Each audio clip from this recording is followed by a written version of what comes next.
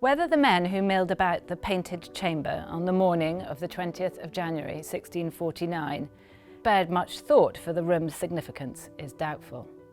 They had the future and not the medieval past in their sights.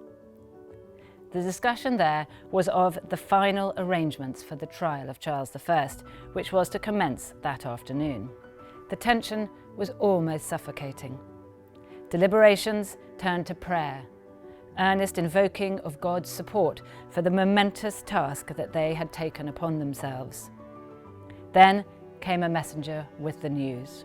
The king had arrived. One of their number, Lieutenant General Oliver Cromwell, dashed to the window. Here he watched the small, cloaked figure of Charles I disembark from a boat and walk steadily across the wintry garden and into the adjacent building.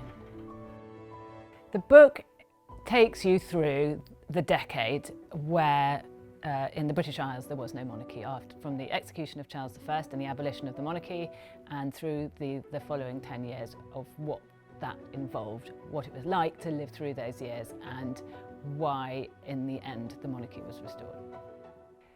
There just has never been as turbulent a period. You just think about what was involved. In the course of really only about 3 months, the monarchy was abolished, the House of Lords was abolished, the episcopacy had been abolished, and royal estates were put up for sale, the crown jewels were melted down. I mean, it was just absolutely fundamental, and that went through people's lives in some obvious ways, because there was a republic, but also in all sorts of other ways, and I wanted to kind of chart what that actually felt like if you were alive in that